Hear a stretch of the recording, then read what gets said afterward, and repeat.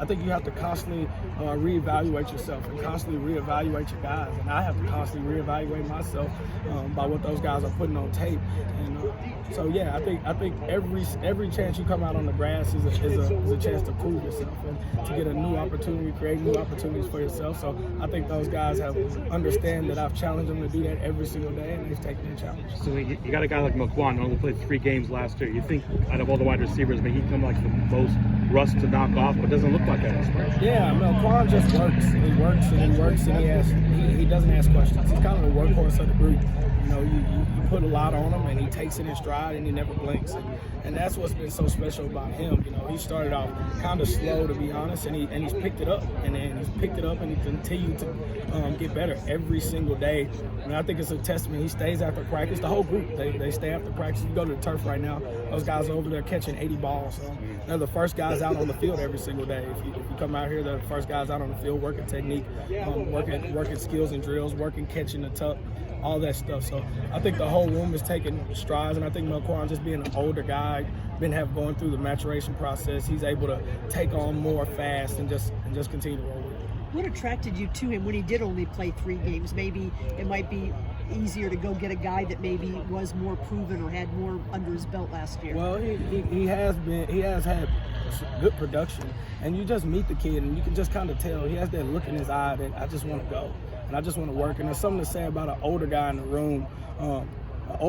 Setting the example, and that's exactly what Mequan does every single day. He doesn't talk much. He's not very much of a vocal leader, but I mean, he leads by example. And every single day he comes out here and he works his butt off. He never asks questions. He doesn't care about reps. He doesn't care about anything. He's just going to play balls to the wall all practice for 22 periods. Kenny just said that one thing he is confident about is the team speed is good.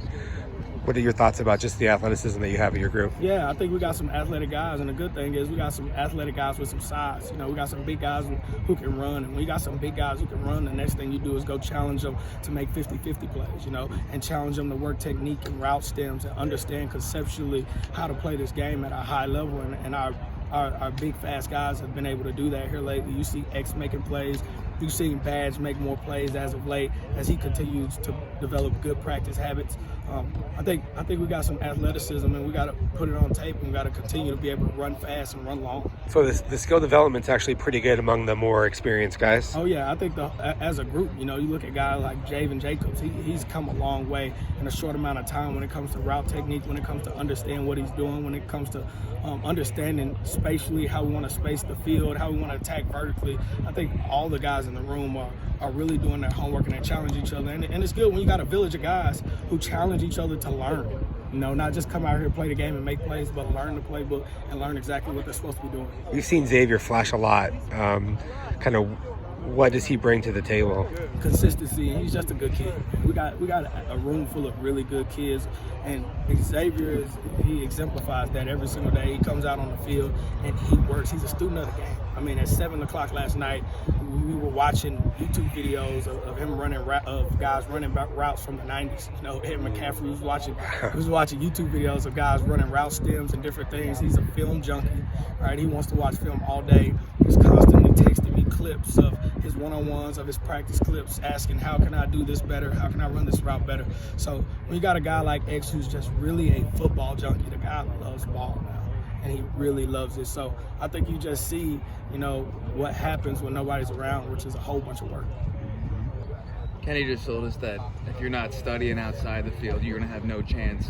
I mean, is that kind of what you saw about X? Is that kind of the players that you guys have in your room? Yeah, we got a lot of guys who study the playbook hard. They spend extra time. They go to office hours. They're constantly calling me to ask questions, constantly calling me to meet up with them. And I think it's been good. And when you got guys like that, like I said, when you got 4 or 5 guys that's motivated to learn, it becomes infectious to the room. And I think the whole room is taking on the challenge of learning it and mastering the playbook and mastering the craft.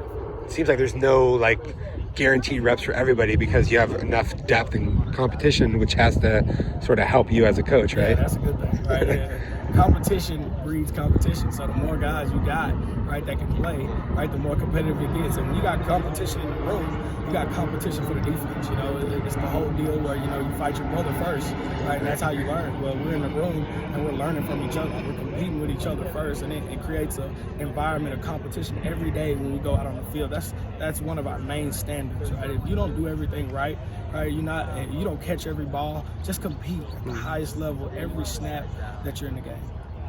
How do you feel that they're adjusting, I mean, to the install and the offense and picking it up as they're going along? Oh, it's just like anything else, right? They have their ups and they have their downs. You know, they feel like they got it, then we send them we teach them 2 or 3 more concepts, and they lost it again, right? And everything goes blank. So it's been good, right? It's a learning process, right? And they're going through the learning curve, and they just have to trust the process and trust what the coach is teaching, and we will constantly work with them and constantly continue to give them more and more and continue to stress them out, because if we can stress them out here and they can handle it, when game time comes, we'll be fine. And Javen Jacobs, can you just talk about his performance? Javen's been great, man. Javen has continued to take reps. I talked to him before he went over there and talked to you guys about continuing to just focus on being consistent. That guy can be consistent. He's going to be a special player for us down the line. He just, as a young player, it's easy, you know, to do a couple things right and then kind of get high, and he has to learn you can't ever get too high, can't ever get too low, right? You just want to stay consistent, come out here every day, focus on the work, focus on the details, focus on the concept, focus on playing hard and competing, and everything will work out for you. Elijah's sort of your high-profile guy, so like, what's your first instincts on him? Elijah, when it comes to high profile, I think it's kind of been created, this high profile. Elijah has been good about coming in and working, and I kind of got that high profile, heard that high profile when I was coming in, so I made a point to challenge him, and it's been great, not surprising, but it's been great how he's taken every single challenge. I'm probably on Elijah the hardest out of everybody in the room, constantly critiquing him, constantly pushing him, seeing how much he can handle, and every day he surprises me, he handles a little bit more, so I'm excited about what he's going to do, what he's going to show the rest of this spring and then coming into next season. Because his upside is so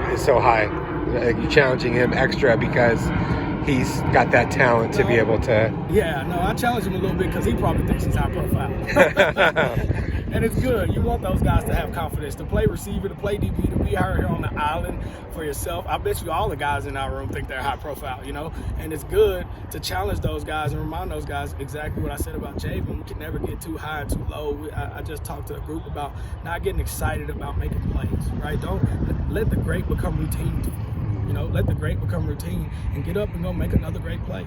Right, the down isn't over, the drive isn't over once you make a great catch. Right, go put the ball back down and go line up and go get ready to make another one. And that's how we pride ourselves. That's how we practice, and that's how we build this run.